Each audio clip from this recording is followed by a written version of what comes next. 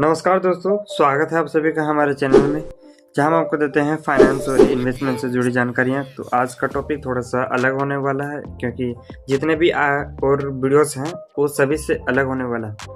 ये क्रिप्टो से क्रिप्टो से रिलेटेड वीडियो होने वाली है। तो इसमें क्या क्या हम लोग देखेंगे, इसके बारे में हम लोग पूरा डिटेल से जानने वाला है।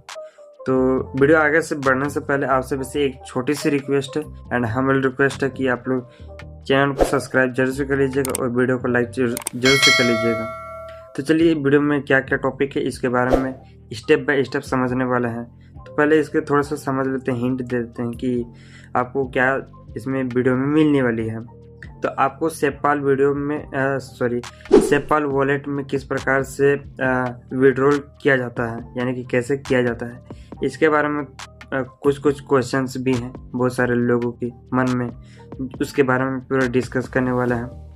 इसमें कुछ स्टेप बाय स्टेप उसके टिप्स भी जानेंगे, क्या क्या वो उसके टिप्स है, क्या करना चाहिए, किस प्रकार से करना चाहिए, उसको पूरा डिटेल से समझेंगे।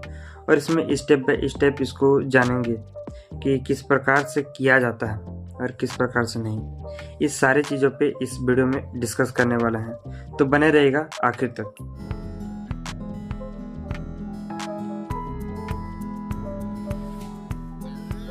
पर इस वीडियो में आपको क्या क्या देखने को मिलेगी या फिर क्या क्या जानने को मिलेगी, मैं आपको पहले ही हिंट में बता देना चाहता हूं, जो कि बाद में और उसके बारे में और बाद में डिस्कस करेंगे। तो आपको क्या क्या देखना चाहिए विड्रॉल करने से पहले, आपको कुछ जरूरी बातों का जरूरी बातों का ध्यान में रखना चाहिए। दूसरा ये है कि सेपाल वॉलेट से विड्रॉल करने का पूरा प्रोसेस क्या क्या होने वाला है, स्टेप बाय स्टेप पूरा समझने वाला है। और हम लोग तीसरा जानेंगे कि एयरटेल पेमेंट बैंक में किस प्रकार से पैसे को ट्रांसफर किया जाता है, इसके बारे में भी थोड़ा सा जानेंगे। और चौथा है कि सेपाल वॉलेट से विड्रॉल करने पर उसके फीस और टिप्स को भी थोड़ा सा जानेंगे या फिर समझेंगे।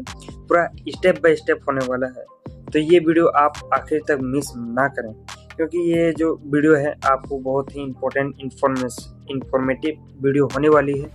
तो आप जल्दी से इसको सब्सक्राइब करके रखें। और आपको 3 क्वेश्चन देने वाला हूँ, जो कि बहुत सारे लोगों के लिए ये मन में सवाल रहती है। तो वो कौन कौन से सवाल हैं, आइए इसको भी थोड़ा सा समझते हैं। पहला सवाल है कि क्या सेपाल वॉलेट से एयरटेल पेमेंट बैंक में पैसे ट्रांसफर कर सकते हैं। और दूसरा सवाल है कि क्या सेपाल वॉलेट कितना सुरक्षित होता है। और तीसरा सवाल है कि क्रिप्टो से INR यानी कि इंडियन रूपी में कन्वर्ट करने से कितना समय लगता है। इसके बारे में पूरा डिटेल से समझेंगे स्टेप बाय स्टेप। इस वीडियो में हम आपको पूरा सेपाल वॉलेट से किस प्रकार से विड्रॉल करनी होती है, इसकी प्रक्रिया को कैसे प्रोसेस किया जाता है, इसको स्टेप बाय स्टेप पूरा समझाएंगे। और साथ ही इसके एयरटेल पेमेंट बैंक में के पैसे कैसे ट्रांसफ़र किए जाते हैं, इसके बारे में पूरा समझाएंगे। इसमें कौन कौन से तरीके होते हैं, इसको भी थोड़ा सा जान लेते हैं।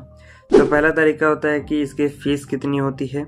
दूसरा तरीका होता है कि इसके सुरक्षा उपाय क्या क्या होते हैं, और इसके कुछ टिप्स क्या क्या हैं, इसके बारे में पूरा डिटेल से आप सभी से शेयर करने वाला है। अगर आप सेपाल वॉलेट यूज कर रहे हैं और आप चाहते हैं कि एयरटेल पेमेंट बैंक में विड्रॉल करना चाहते हैं, यानी कि अपने पैसे को एयरटेल पेमेंट बैंक में विड्रॉल करना चाहते हैं, तो ये वीडियो आपके लिए ही है। यहाँ मैं आपको पूरा स्टेप बाय स्टेप समझाने वाला हूँ, ताकि आपको आने वाले में कोई भी परेशानी ना हो जब आप ट्रांसफर करने जाओ तब। आप वीडियो को अंत तक जरूर देखिएगा, क्योंकि मैं आपको ऐसे ही इंफॉर्मेशन वीडियो और टिप्स भी लाने वाला हूँ लास्ट तक, तो बने रहेगा वीडियो के अंत तक। सेपाल वॉलेट एक नॉन कस्टोडियल क्रिप्टो वॉलेट है जो बाइनेंस द्वारा सपोर्टेड है। ये डिसेंट्रलाइज्ड वॉलेट माना जाता है, ताकि ये आपके पूरे प्राइवेट कीज आपके हाथों में रहते हैं, यानी कि सिक्योर रहते हैं। और यहाँ से आप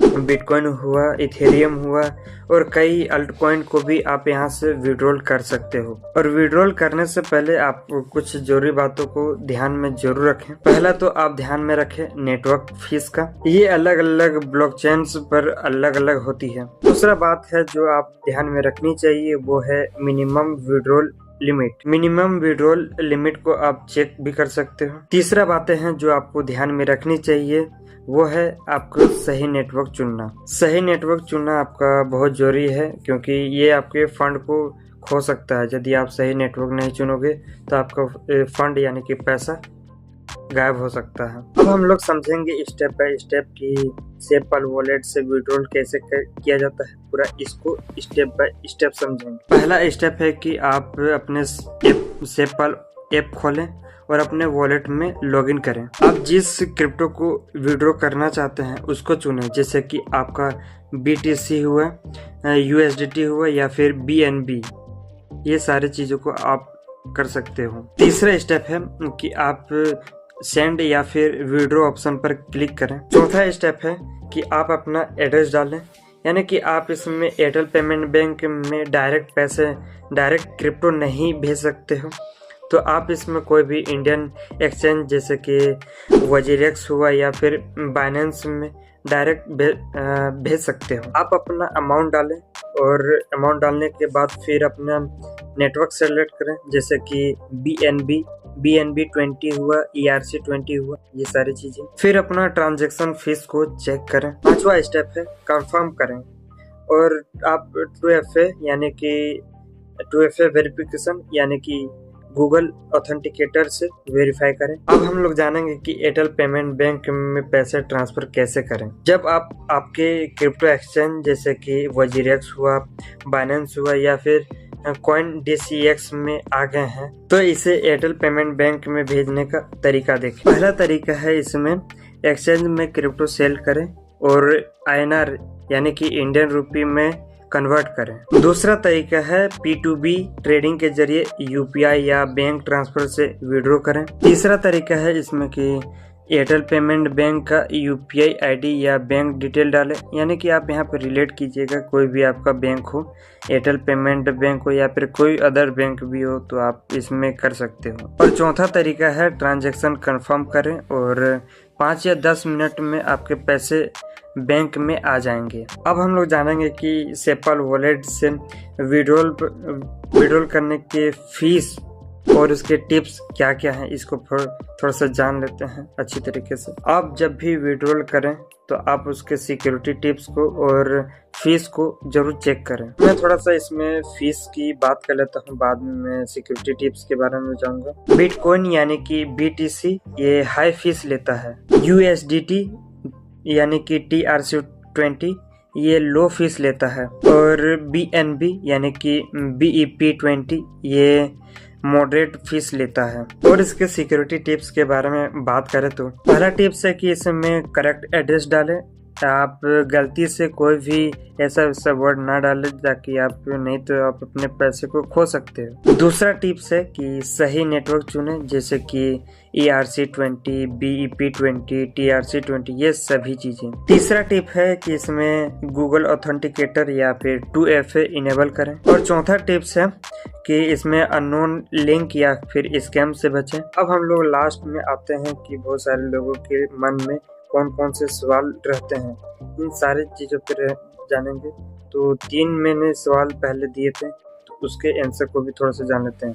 पहले रिपीट करते हैं कि पहले सवाल क्या क्या था। क्या सेपल वॉलेट से एयरटेल पेमेंट बैंक में पैसा डायरेक्ट भेज सकते हैं? इसका जवाब है नहीं, क्योंकि ये अपने किसी भी एक्सचेंज में आप ट्रांसफर कर लीजिएगा, उसके बाद से आप इंडियन रुपये में इसको विड्रॉ कर लीजिएगा। दूसरा सवाल है कि सेपल वॉलेट कितना सुरक्षित है? इसका जवाब है कि ये डिसेंट्रलाइज्ड है, लेकिन सिक्योरिटी मस्क्यूरेस अपनाना जरूरी है। तीसरा सवाल है और लास्ट सवाल है कि क्रिप्टो से INR यानी कि इंडियन रुपये में पैसे को कन्वर्ट करने के लिए कितना समय लगता है? इसके बारे में थोड़ा सा जान। तो इसका जवाब है कि 2PA मेथड को अपनाना बहुत जरूरी है, ताकि ये कुछ ही मिनटों में आपका काम आसान कर देता है। तो आई होप ये जानकारी आपको बहुत अच्छी लगी होगी। अच्छी लगी हो तो वीडियो को लाइक, चैनल को सब्सक्राइब जरूर से कर लीजिएगा और बेल आइकन को ऑल पे सेट जरूर कीजिएगा, ताकि हमारे जितने भी आने वाले वीडियो का नोटिफिकेशन है आप तक पहुंच सकता है सबसे पहले। तो चलिए मिलते हैं नेक्स्ट वीडियो में नेक्स्ट टॉपिक के साथ। और हाँ, कमेंट जरूर कीजिएगा, ताकि आपके कोई भी मन में सवाल है तो आप कमेंट में उसको रख सकते हैं और मैं ताकि उसको उस सवाल के जवाब देने के लिए तत्पर हूँ। तो आप जल्दी से कमेंट कीजिए।